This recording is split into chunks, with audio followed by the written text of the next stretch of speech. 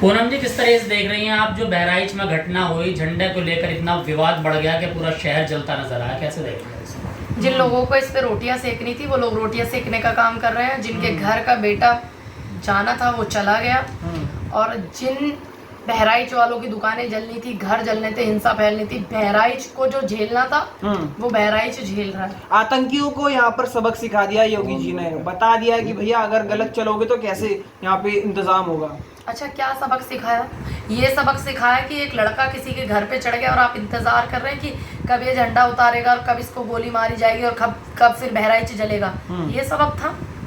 नहीं, बोला जा रहा था ना कि भैया इसका जवाब तुरंत मिल जाएगा, तुरंत मिल गया। 2 दिन बाद ही भागने की कोशिश हुई। हाँ। क्या बहराइच इतना जल रहा है, इतना नुकसान बहराइच का हुआ, क्या वो वापस हो गया? शुरुआत तो वहां से भी हुई थी शुरुआत ना। बेशक हुई थी, क्या आपकी जिम्मेदारी नहीं थी? आप एक प्रदेश के मुखिया हैं, क्या आपकी जिम्मेदारी नहीं? चुपचाप यात्रा निकल जाने देते, क्यों रोका गया वहाँ पर? देखिए, अब आप कह रहे हैं कि चुपचाप यात्रा निकल जाने देते। हाँ। अभी पिछले इंटरव्यू में आप मुझसे सवाल कर रहे थे कि इस तरीके के गाने नहीं बजाने चाहिए। मतलब कहीं तो तुम पत्रकार टिको, तुम बेपैंदी के लोटे हो क्या? नहीं, रखते ही रहते हो। नहीं, बात ये है कि अगर ना वो रोकते ना टोकते, चुप यात्रा चली जाती, जैसे भी वो मनाते हुए जा रहे थे। ऐसा कोई प्रोटोकॉल थोड़े ना था। देखिए, अब उनका कहना है कि गाने अच्छे नहीं चल रहे थे, गाने गलत चल रहे थे, तो मैं तो पुलिस से पूछूंगी ना कि आपने ऐसे गाने चलने क्यों दिए। मैं तो सरकार से पूछूंगी ना, आपने कैसे एक लड़के को छत पे चढ़ने दिया। मैं तो सरकार से सवाल करूंगी ना। तो आपको क्या लगता है ये सारी चीजें प्रायोजित होती हैं या फिर? क्योंकि कुछ लोग तो ये कह रहे हैं सब जानबूझ के कराया गया है यहाँ पे। देखिए, जानबूझ करके कराया गया, इसमें कितनी सच्चाई है कितनी नहीं ये बात पता चलेगी जांच पड़ताल से। यूपी में चुनाव है इसलिए सारी लेकिन मैं इतनी बात जरूर बोलूंगी कि एक लड़का छत पे चढ़ गया और पुलिस वहां इतनी संख्या में लगी हुई है, उस लड़के की वीडियो बनाने वाला वीडियो तो बना रहा है लेकिन उसको कोई रोक नहीं रहा है, और फिर उस पे गोली चल जाती है। गोली कहाँ से आई, पिस्टल कहाँ से आई? हाँ, तो पहले से सारा प्लान था ना। मैं वही, मेरा सवाल दोनों तरफ से है। हाँ। कि एक लड़का छत पे चढ़ रहा है, आपने कैसे नहीं रोका? पुलिस प्रशासन क्या कर रहा था? जो लोग वीडियो बना रहे थे, आप उसकी चढ़ते हुए की वीडियो तो बना रहे हो, लेकिन वो किसी के घर पे चढ़ रहा है, आप उसको नहीं रोक रहे हो। लेकिन फिर उस पे गोली चलती है, गोली कहाँ से आई, पिस्टल कहाँ से आई? क्या सब कुछ प्री प्लान था?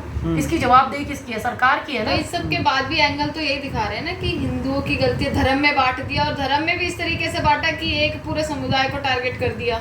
देखिए, ये तो लोगों का काम कि है। आपको यात्रा नहीं निकालनी क्यों चाहिए, नहीं निकाल निकालनी रहे हो तो आप ऐसे क्यों? गाने मत बजाओ, देखिए, डीजे मत बजाओ। यात्राएं निकलती हैं, गाने भी बजते हैं धार्मिक, लेकिन हमारे अधिकार ये नहीं है कि हम किसी के धर्म को कुछ कह दें, गाली दे दें। ठीक है, ऐसे ही अधिकार उन लोगों के नहीं है कि वो हमारी यात्राओं को रोक दे। बात मेन ये है कि आपका काम है हिंसा को रोकने का, आप हिंसा रोकें। ऐसी हिंसा पनपने क्यों देते हैं? जब इस तरीके की यात्राएं निकलती है, बहुत बड़ा प्रोटोकॉल होता है, भारी संख्या में प्रोटोकॉल होता है, किसके पास लाइसेंसी हथियार है और उनको जब्त कराना है, जमा कराना है। जब इस तरीके की यात्रा निकल रही है और वो भी धार्मिक यात्रा हो, और फिर गाने कैसे बज रहे हैं? वो लोग बोल रहे हैं कि डीजे में गंदे गाने बज रहे थे, कुछ डैश डैश करके। मोदी के गाने बज रहे हैं। देखिए, एक नेता के गाने बजाना कोई बुरी बात नहीं है, मैं इस चीज को गलत नहीं कहूंगी। धार्मिक यात्राओं में देखिए, धार्मिक यात्राओं में हो सकता है उनकी भावनाएं जुड़ी हो। भाई मैं भी तो अपने नेता राहुल गांधी को बहुत कुछ मानती हूँ, मेरी भावनाएं उनके साथ जुड़ी है, लेकिन लोग कुछ कह रहे हैं कि लोग गाली वाले गाने चलाए थे, गाली वाले डैश डैश इस टाइप के, वो गलत है। लेकिन ये गाने बजने कैसे दिए डीजे पे? रोके क्यों नहीं गए पुलिस प्रशासन द्वारा? पूनम जी, सवाल ये है कि जब वो छत पर चढ़े, जो व्यक्ति जिनकी हत्या हुई, और उस बीच जो ये सब कुछ हुआ, उस वक्त नीचे से झंडा भी पकड़ाया गया, और उस वक्त पुलिस प्रशासन कहाँ था? उस वक्त सत्ता के लोग, सत्ता का सिस्टम क्या कर रहा था? क्या कर रहा था उस वक्त जब एक लड़का छत पे चढ़ रहा था और नीचे से झंडा पकड़ा रहे, दूसरा झंडा हटा रहे और फिर गोलियां चल रही है सामने से? तो अब अगर किसी को, एक कानून है, व्यवस्था है, तुम्हारे घर कोई चढ़ा है तो तुम उसको कानूनी कार्रवाई की मांग करो, तुम 100 लोगों पे मुकदमे लिखवाओ, FIR करो। तुम गोली थोड़ी मार दोगे, किसी की हत्या थोड़ी कर दोगे। अब वो तुमने हत्या की, ठीक, तुम्हारी उस हत्या का अंजाम देखो क्या हुआ कि पूरे बहराइच को न जाने कितने परिवारों को झेलना पड़ रहा है, कितने घर, कितनी दुकानें, कितने मकान जलाए गए, कितनी बहन बेटियों को परेशान होना पड़ रहा है। भाई, आपको कोई आपत्ति है किसी चीज से तो आप लिखत दोगे ना। विपक्ष के नेताओं को मौज आ गई है, सीधा मतलब फ्री में मिल गया सारा TRP घेरने के लिए। देखिए, अगर हम मुद्दे को बात नहीं करेंगे, मुद्दे पे, तो आप ही कहोगे कि आप उस मुद्दे पे बोल नहीं रहे। मतलब विपक्ष मर जाए क्या है?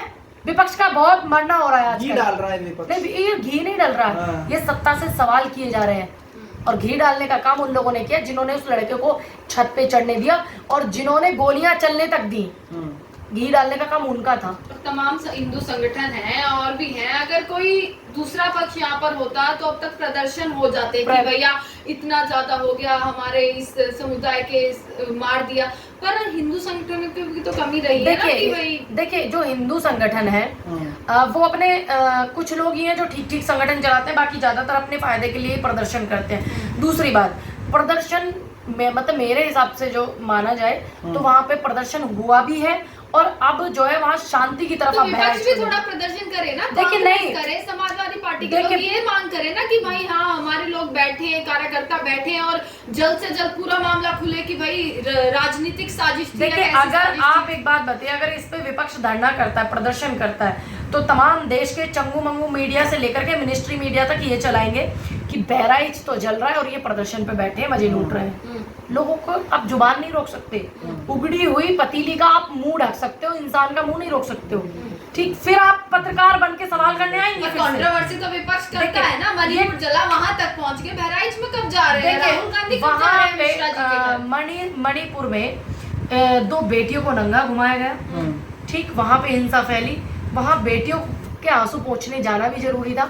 और रही बात यहाँ मणिपुर बहराइच की, बहराइच में हमारा डेलीगेट जो है वो जाने के लिए उन्होंने पुलिस प्रशासन से वो मांगा, लेकिन उन्हें वहाँ पर कि अभी आपसे हम निवेदन करते हैं कि आप वहाँ शांति रहने दीजिए। अब एक जिला जल रहा है और आप वहाँ पे जो है उनकी रिक्वेस्ट को नहीं मान रहे। राहुल गांधी जी एकदम नहीं चले गए थे मणिपुर, जब थोड़ी व्यवस्था ठीक हो गई थी तब राहुल गांधी लगातार सवाल तो कर रहे थे ना। देखिए सवाल करना तो अब आज भी कर रहे हैं, अभी भी कर रहे हैं, अभी सीधा हमला सिर्फ योगी सरकार पर है, पर एक इस चीज तो इसमें योगी सरकार सत्ता में है, हाँ। इसलिए सवाल भी उन्हीं से होगा। पर इस चीज पर तो सवाल कीजिए ना कि सामने वाले पर कहां से बंदूक आई, कहां से हथियार आया, ये सवाल हमने सवाल किए भाई, जांच होनी चाहिए, सवाल किए जा रहे हैं लगातार हमारे द्वारा। अब आप कहती हैं कि कांग्रेस की तरफ से ये कहा जा रहा है, अरे कांग्रेस के एक कार्यकर्ता से आप कोई सवाल कर रहे हैं, उसका जवाब मिल रहा है ना। इस्तीफा मांग रहे हैं आप तो योगी जी, बिल्कुल मांग रहे हैं। जो व्यक्ति अपनी काबिलियत नहीं दिखा सकता और जो बिल्कुल निराधार हो चुका है, जिसका कोई आधार ही नहीं है, जिसके होते सोते इतना पुलिस प्रशासन होते सोते एक व्यक्ति की हत्या हो जा रही है और आपको ये तक नहीं पता कि गोली कैसे चल रही है, कहां से आई घरों में, योगी जी, तो आपका इस्तीफा देना बेहतर है। 2 दिन में सारा मामला कर दिया सेट उन्होंने, 2 दिन में सारे 48 घंटे में सबक सिखा दिया पूरन पंडित जी। अच्छा आप कह रहे हैं इस बात को, रोते हुए वीडियो वायरल है। पहले ये बोल रहे थे कि एनकाउंटर करना जायज नहीं है। मैंने नहीं कहा, मैं तो सवाल पूछ रहा हूँ आपसे। मेरे से आप सवाल करें तो मैं आपको उसी को 2 दिन का सबक क्या है ये, जो घर जले हैं, बहराइच जला, जिसका बेटा मरा है वो जिंदा हो गया नहीं ना, तो क्या सवाल भी ना करें सत्ता से? सत्ता में बैठे हुए तुम लोग, तो सवाल भी तो तुमसे किए जाएंगे ना। पर उनके परिवार वालों को कहना है, उनके भाई का भी ये कहना है कि योगी सरकार ने आश्वासन दिया है और वो उस आश्वासन से मतलब सेटिस्फाई है। अच्छी बात है, उनके परिवार वाले सेटिस्फाई है, संतुष्ट है, तो आप भी सेटिस्फाई रहिए, हम भी सेटिस्फाई रहेंगे। फिर जब परिवार ही संतुष्ट है तो आप और हम क्या कर लेंगे, हम भी संतुष्ट होंगे। लेकिन हम विपक्ष में भी हैं और इस देश के नागरिक हैं, सत्ता की नाकामियों पर, पुलिस प्रशासन की नाकामियों पर हम सवाल उठाएंगे। ये सवाल उठाना कोई व्यक्ति हमें नहीं वो रोक सकता सवाल उठाने से। तो इस तरह की जो शोभा यात्रा होती है अक्सर उसमें ऐसा मतलब चीज़ें देखने को मिलती है, चाहे वो दिल्ली में हुई हो हिंसा, आपने देखा हो किस तरीके से जो है जहांगीरपुरी में भी ऐसी हिंसा हुई। तो आखिर इन सब के पीछे क्या लगता है कि राजनीति कोई मतलब स्टंट रहता है या कुछ? देखिए ये राजनीतिक अपने फायदे लेने के लिए सत्ता के जो लोग हैं वो ये सब चीज़ें जो है उसमें इन्वॉल्वमेंट उनका कहीं ना कहीं पाया जाता है, जो दिखने को भी मिला है भारतीय जनता पार्टी का।